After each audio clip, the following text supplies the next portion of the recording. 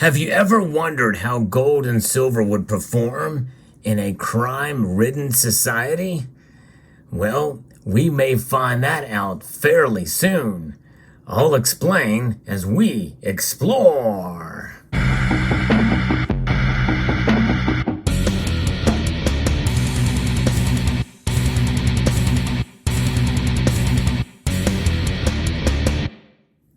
Of course, if you look at it in terms of crime-ridden cities, such as San Francisco, as represented on your screen here, so far gold and silver are not faring too well, given the circumstance, but it very well could be a contagion factor. We are seeing some crime increase in many of the major cities around the country.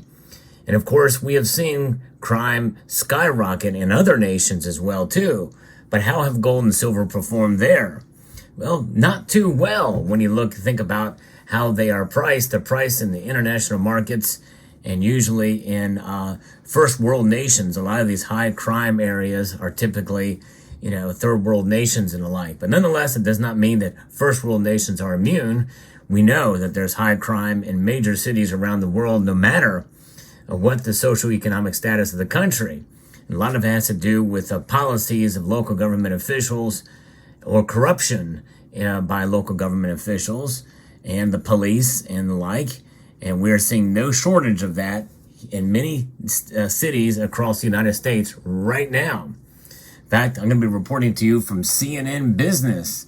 And we're going to really recognize the bias in this piece. This is really breaking news about Starbucks. Starbucks are closing 7 locations across San Francisco on October the 22nd. That will occur. That's what they told CNN just today as I record this video. When asked why the company decided to close these stores, a Starbucks spokesperson said it was part of a larger evaluation of their store portfolio. Of course, we know that's not the real reason.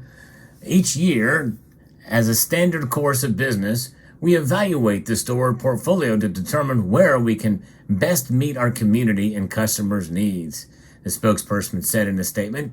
This includes opening new locations, identifying stores in need of investment or renovation, exploring locations where an alternative format is needed, and, in some cases, reevaluating our footprint. Starbucks has also opened up 3 new stores in downtown San Francisco in the last 6 months, and is renovating 4 other locations, the spokesperson said. Well, let's think about this for a moment because, when they close stores all in one fell swoop in 1 year, it's got to be in other areas of the city that are very high-ridden in crime. This is why Target left and other nations or other stores have left. We'll get into that momentarily as to what some of these other stores are. They're not telling us here because they don't want to offend the city of San Francisco. But the fact is that San Francisco is a crime-ridden infestation. And ask any San Franciscan, and I'm sure that some listen to this channel and can tell you the same thing. It is an absolute abomination compared to what the city used to be. A beautiful city. I've never been there, but I would have loved to have visited there at some point. I almost got a chance to visit there a couple, maybe 10 or 12 years ago, but missed the opportunity. Would have loved to have seen the city, but I would never visit there today. No way, not with all the crime that's going on there now. Smash and grabs and the like. This is a continuation of what's been going on in many major cities. The city of Seattle, Washington, and Portland, Oregon are other recent examples of high crime-ridden areas. A lot of it has to do with the policies of the councils, really, and essentially, in that case, it's the politics of the city that are causing the problem, much more so than the police. The police would like to bring it under control, but we've seen police officials resign in some of these cities because their hands are tied, and it's really unfortunate. But let's continue with this, and we'll talk about how it ties in with gold and silver, and why we're not seeing gold and silver react, at least not yet, even based off of this latest report. We remain dedicated to investing in the city in a meaningful and important way that meets our partner and customers where they are, in the best way we know how, Yeah, that is definitely a very diplomatic speak, because where are they now? It's a high crime ridden area, which means they are probably renovating the stores to become more secure as they can be, to prevent smash and grabs or robberies and that type of thing. But nonetheless, the closures come as several well-known chains have left San Francisco in the last few years, including Whole Foods, CB2, Anthropology, and Nordstrom, and also Target as well too has closed some locations there.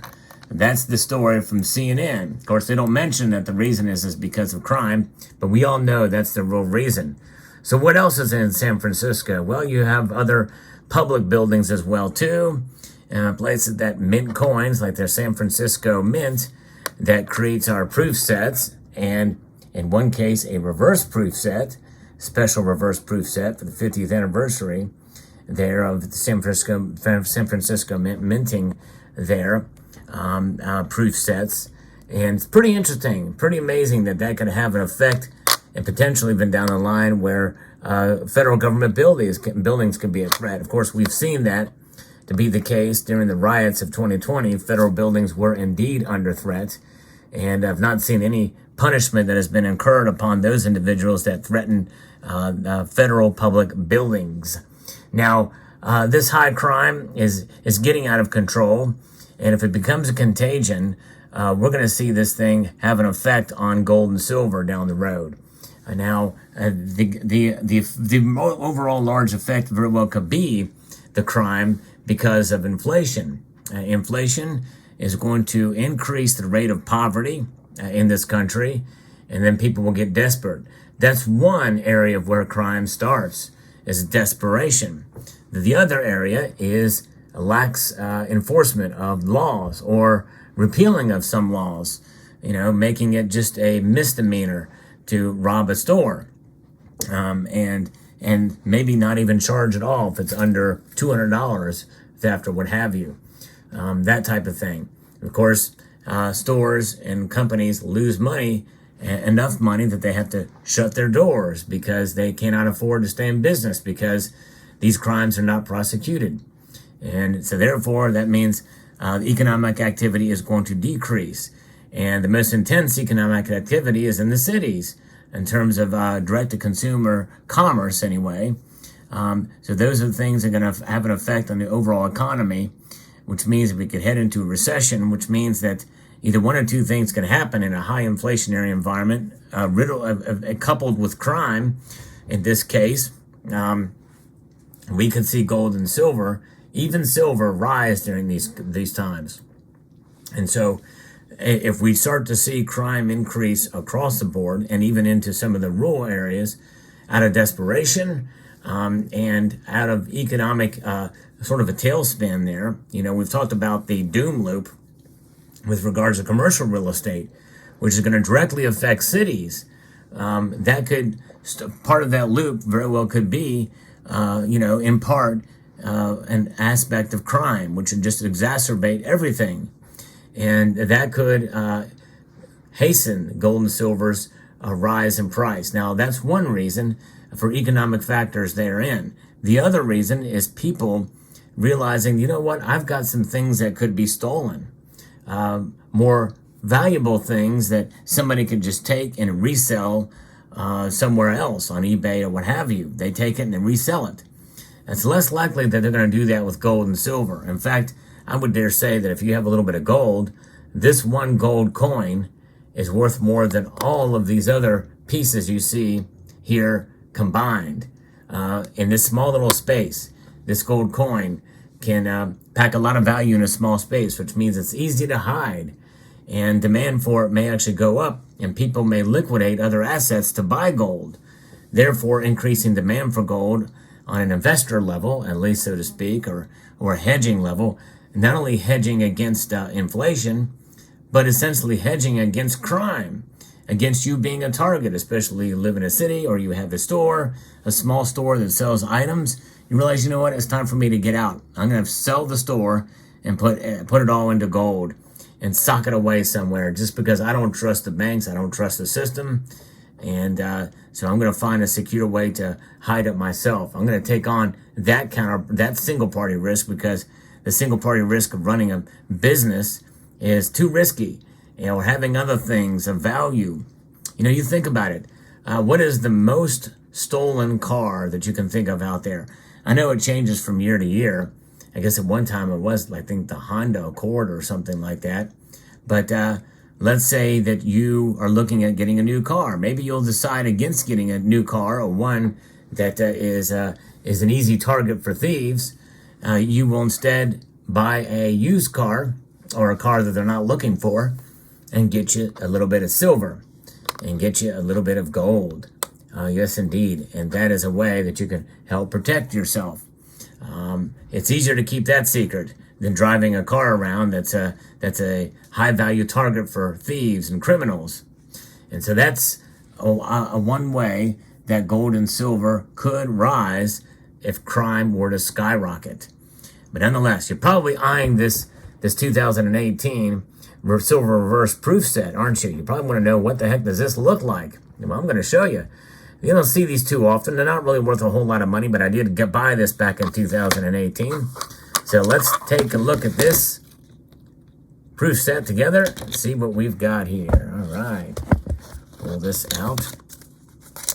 I like reverse proof coins. This is the 50th anniversary San Francisco Mint silver reverse proof set. First, let's take a look at the quarters. These were the America the Beautiful quarters that were released in 2018 in reverse proof condition, as you can see there. Oh, look at all those pieces. All right. Very, very nice there. And here is what the obverse looks like. Nice. Now let's take a look at the other pieces. The $50 reverse proof condition, the dime, the cent, the nickel, and the Sacagawea dollar. Let's take a look at the reverses of these. There's a nickel in reverse proof. I think that's the first time the nickel was in reverse proof. Second time was in 2020. I have one of those as well. There is the dollar. I think that's a Jim Thorpe dollar. Yep, it is, in reverse proof.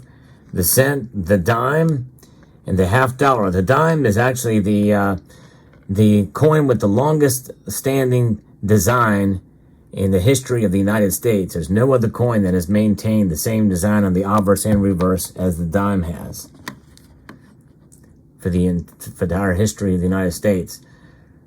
It's pretty interesting, is it not? All right, so there you have it.